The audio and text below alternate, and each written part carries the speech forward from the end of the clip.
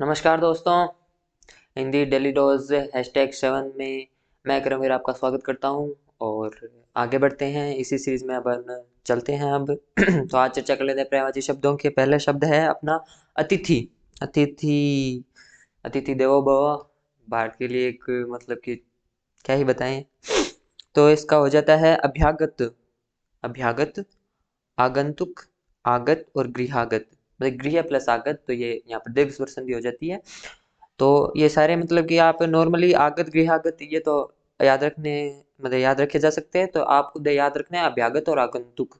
आगंतुक अपन भाई आप किताबों में देखने को मिल जाएंगे। और इसमें से एक छोड़ देता है, जैसे एक तो मेहमान। एक मतलब कि अपने भाई मारवाड़ी शब्द में ऐसे बोलते हैं कि पाहुणो का पाहुणा आ रहा है भाई। कोई मेहमान आता जाता है ऐसे बोलते हैं ना कि पाहुणा। तो इसका भी आपको ध्यान में रखना है, ये भी आपको ध्यान में रखने हैं। इसके बाद में देख लेते हैं अधर। अधर मतलब कि होठ। तो एक तो हो जाता है ओंठ, एक रदपुट और एक लब। इनको आपको ध्यान में रखने हैं। फिर चर्चा कर लेते हैं अनाज के बारे में। तो अनाज अन्न हो जाता है, गल्ला हो जाता है, धान हो जाता है, धान्य हो जाता है, दाना हो जाता है। तो कई काम में हो जाते हैं। इसके बाद में अपन चर्चा कर लेते हैं हाँ अनाज के बारे में। तो अनाज का एक तो अन्न, गल्ला, धान और दाना। इसका मतलब धान्य भी हो जाता है और ये हो जाते हैं। तो ये आपको ध्यान में रखने हैं। इसके बाद में चर्चा कर लेते हैं अनादर के बारे में। तो अनादर अपमान करना, मतलब कि किसी का अपमान कर देना, किसी कहे हुए की अवहेलना करना, अवज्ञा करना, तिरस्कार करना या निरादर करना या बेइज्जती करना। ये नॉर्मल शब्द है, आप याद रख सकते हैं। इसमें कोई अर्जुन भाई बहुत ज्यादा इंपॉर्टेंट है, बहुत ज्यादा इंपॉर्टेंट है। और याद करने में भी बहुत ज्यादा आसान है। ये कितना कोई कठिन नहीं है। इसमें आपको कोई याद करने में कोई समस्या नहीं होगी। जैसे भाई गांडीवधारी, गुडाकेश, धनंजय, सव्यसाची, पार्थ। भाई हे पार्थ, कृष्ण अपने शब्दों में अर्जुन को हे पार्थ के रूप में या पार्थ बोल के ही संबोधित क्या करते हैं। तो पहला हो जाता है गांडीवधारी, गुडाकेश, धनंजय, पार्थ और सव्यसाची।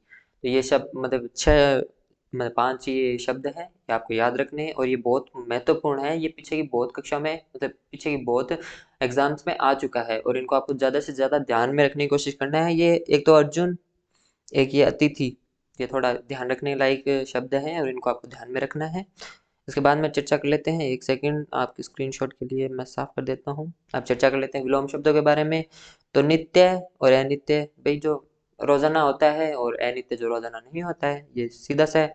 सुकाल और अकाल। सुकाल का विपरीत होता है अकाल। सुकाल मतलब कि भाई अच्छा काल है जहाँ बारिश हुई होती है, मौसम साफ होता है, ज्यादा से ज्यादा बारिश होती है, मतलब ज्यादा से ज्यादा फसल उगती है, तो वो तो सुकाल कहलाता है। और अकाल वो सूखा पड़ जाता है या जहाँ पर खाने पीने की समस्या उत्पन्न हो जाती है, तो ये इसका विपरीत हो जाता है। खाद्य जो खाने योग्य हो और अखाद्य जो खाने योग्य ना हो। गेय जो गाने योग्य हो। गेय मतलब गाने योग्य हो और अज्ञेय जो गाने योग्य नहीं हो। और ये ज्ञेय और अज्ञेय, इसका आपको ध्यान में रखना है। ओ सॉरी ये शायद है नहीं। तो ये आपको ध्यान में रखना है। और इसके बाद में चर्चा कर लेते हैं अनेकार्थी शब्दों के बारे में। तो पहला शब्द है इंदु। बहुत ही प्यारा शब्द है। तो इंदु का अनेकार्थी हो जाता है एक तो चंद्रमा और एक कपूर। कपूर और चंद्रमा दोनों को इंदु बोला जाता है। इसके बाद में चर्चा कर लेते हैं इला के बारे में। तो एक हो जाता है भूमि, एक हो जाता है गाय और सरस्वती। ये याद रखने लायक शब्द हैं और इजी शब्द है, आप आराम से याद कर पाएंगे। ईश्वर। ईश्वर ये बहुत इंपॉर्टेंट है भाई, ये आ चुका है एक बार, इसको आप थोड़ा सा अच्छे ढंग से ध्यान में रखेंगे। तो पहला शब्द है प्रभु, समर्थ, स्वामी और धनिक। तो ये शब्द आपको अच्छे ढंग से याद कर लेने हैं और इजी सब मतलब ये शब्द है, इसमें कोई आपको बताने लायक कोई शब्द है नहीं, तो इनको आप ध्यान में रखेंगे। और चलिए आगे बढ़ते हैं। वाक्यांश के लिए एक शब्द महत्वपूर्ण वाक्यांश है, तो आप ध्यान में रखेंगे। वैधानिक सूचना जो सरकार द्वारा राजपत्र में प्रकाशित हो। मतलब जो सरकार मतलब कि जो संवैधानिक कोई सूचना जिसको राजपत्र के अंदर प्रकाशित की जाती है उसको बोला जाता है अधिसूचना। ये शब्द याद रखना है, बहुत इंपॉर्टेंट शब्द है। और दूसरा हो जाता है राष्ट्रपति या राज्यपाल द्वारा जारी आदेश या सीमित अवधि का आदेश। मतलब कई कई बार मान ले कोरोना काल के अंदर आपने देखा होगा कि सीमित अवधि का आदेश जारी करके लोक कल्याणकारी कार्य किए गए थे। तो वो एक अध्यादेश के जरिए कार्य किए गए थे। आप एक अध्यादेश लेके आइए, कुछ समय तक, मान लीजिए 1 महीने 2 महीने तक वो रहता है और उसके बाद में फिर वो समाप्त कर दिया जाता है। तो ये अध्यादेश आपको याद रखना है अच्छे ढंग से। जिसका अंत न हो उसको बोलते हैं अनंत। वर्षा का बिल्कुल न होना, वर्षा का अत्यधिक होना तो बताए अतिवृष्टि कहलाती है, और वर्षा का बिल्कुल न होना अनावृष्टि कहलाती है। तो इसका आपको ध्यान में रखना है। किसी के दुख से दुखी होकर उस पर दया कर देना, तो ये अनुकंपा कहलाती है। आप कहीं कहीं मतलब कि कहीं देखा होगा तो आपको लिखा हुआ मिल जाएगा कि इनकी अनुकंपा से यहाँ पर ये निर्माण हुआ है, मतलब ये दया के रूप में अनुकंपा का अर्थ आता है। तो इनको आपको ध्यान में रखना है, अच्छे ढंग से तैयार कर लेना है। इसके बाद में चर्चा कर लेते हैं शब्द शुद्धि के बारे में। तो शब्द शुद्धि के बारे में पहला है औद्योगिक। तो औद्योगिक को याद रखना है, इसमें ओ आएगा, मतलब कि ओ के ऊपर 2 मात्रा है ओ। और यहाँ पर औषध, औषध में भी आपको ध्यान में रखना है औषध शब्द, मतलब वर्ण बोल के देख लेना है। कदम, कदम पैरों वाला कदम नहीं है, कदम मतलब वृक्ष, वृक्ष का ही प्रवाची है, इसको कदम्ब बोलते हैं। तो इसको आपको ध्यान में रखना है, ये थोड़ा सा ध्यान में रखना जरूरी है। कनिनका, कनिनका में न के ऊपर मतलब मात्रा का होना आवश्यक है। कनिनका मतलब शायद ये अपनी आंख की पुतलियों को बोला जाता है, इसका आपको ध्यान में रखना है। कलेश, कलेश आपको पता है आमतौर पर पढ़ते ही रहते हैं सरकारों के मध्य। तो ये अपने शब्द शुद्धि हो जाती है। इसके बाद में चर्चा कर लेते हैं मुहावरों के बारे में। तो पहला मुहावरा है आंधी की आम।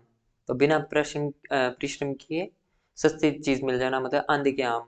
भाई वही बात है, जब आम आंधी से, आंधी के दौरान नीचे गिरते हैं तो भाई वो फ्री में प्राप्त हो जाते हैं, अपने को कोई परिश्रम ही नहीं करना पड़ता। तो मतलब कि बिना परिश्रम किए सस्ती चीज का मिल जाना आंधी के आम कहलाता है।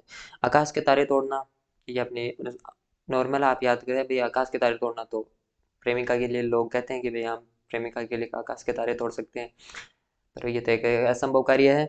इसके बाद में चर्चा कर लेते हैं, मतलब आग पर तेल छिड़कना, क्रोध को और भड़काना। मतलब जैसे ही आप आग के ऊपर तेल छिड़केंगे तो ऐसा तो है नहीं कि आग ठंडी पड़ जाएगी, या पानी डालते हैं तब तो आग ठंडी पड़ जाए, तेल डालेंगे तो वो तो आग और भभकेगी। तो वहीं क्रोध को और अधिक बढ़ा देना। आग के अंदर पानी डालना मतलब कि आग को कम करना, मतलब क्रोध को शांत करना। और आग में कूदना, भाई आग में कूदना, जिसको जलने से डर नहीं लगता वो तो एक तरीके से खतरे का काम ही है, और जिसको ऐसा लगता है कि भाई हमें जलने से कोई हानि नहीं होगी तो वो इस खतरे को, मतलब खतरा न समझ के उसके अंदर, आग के अंदर कूद जाता है। तो इस बात का आपको ध्यान में रखना है कि आग में कूदना था अर्थ खतरे का सामना करना। अब चर्चा कर ले लोकोक्तियों के बारे में। तो पहली है कुत्ता भी दुम हिलाकर बैठता है। भाई आपने देखा होगा कि कुत्ता भी कई बार बैठता है तो वहां से थोड़ी दुम हिला लेता है ताकि वहां पर कोई चीज थोड़ी साफ हो जाए या धूल मिट्टी थोड़ी बहुत हट जाए। तो सफाई सभी को पसंद होनी चाहिए, ये आप याद रखना है। कोयले की दलाली में हाथ काले, भाई वही बात, अगर आप किसी कोयले की खान में काम करेंगे या कोयले का आदान प्रदान करेंगे तो हाथ तो आपके काले होंगे ही। तो बुरे कार्य से जुड़ने पर बुराई ही मिलती है, तो ये आपको ध्यान में रखनी है। कौवा चला हंस की चाल, अब वही बात है, कौवा कभी हंस की चाल चल सकता है क्या? किसी बुरी व्यक्ति द्वारा अच्छे का व्यवहार करना, मतलब व्यक्ति तो बुरा है लेकिन वो हमें प्रतीत कराता है कि नहीं नहीं भाई मैं तो अच्छा कार्य ही करता हूँ। तो इस बात को समझे भाई, कौवा आपने किसकी चाल चल रहा है? हंस की चाल चल रहा है। तो खरबूजे को देखकर खरबूजा रंग बदलता है, ये इंपॉर्टेंट है, बहुत ज्यादा इंपॉर्टेंट है, इसको आपको ध्यान में रखना है। मतलब खरबूजा को देखकर खरबूजा रंग बदलता है, मतलब किसी दूसरे को देख के कोई दूसरा अपना अपने जीवन में परिवर्तन लाता है। ये तो भाई सच भी है भाई, हम अपने आइडल्स को देख के अपने जीवन में परिवर्तन लाते हैं, अपने माता पिता को देखकर अपने जीवन में परिवर्तन लाते हैं। अपने साथ जैसी जैसी कंपनी होगी वैसा वैसा अपन बनेंगे भाई। अपने साथ अगर आजकल की कंपनियां में देखते हैं कि आजकल पढ़ने वाले बंदे कम और मस्ती करने वाले या गुंडागर्दी करने वाले या ये मस्ती करने वाले बच्चे ज्यादा मिलते हैं। अगर आप इन्हीं की कंपनी में रहोगे तो आपका जीवन भी उन्हीं के साथ चला जाएगा। आप बस एक अच्छी कंपनी में रहिए, एक सदव्यवहार में रहिए, अच्छा बोलिए, अच्छा लिखिए और अच्छा सुनिए। आगे चर्चा कर लेते हैं, खिसियानी बिल्ली खंबा नोचे, मतलब असफलता से लज्जित होकर, ये शायद मैंने आपको करवा दिया है। खिसियानी बिल्ली खंबा नोचे मतलब असफलता से लज्जित होकर क्रोध आना। इसके बाद में चर्चा कर लेते हैं काला अक्षर भैंस बराबर, तो अनपढ़ होना। ये देखने में तो एकदम इजी लगता है लेकिन ये पीछे की कक्षाओं में शायद सब इंस्पेक्टर के अंदर आ चुका है, इसको आपको ध्यान में रखना है। इसके बाद में चर्चा कर लेते हैं, हाँ तो अपनी ये क्लास, आज की क्लास अपनी पूर्ण होती है। Thank you so much.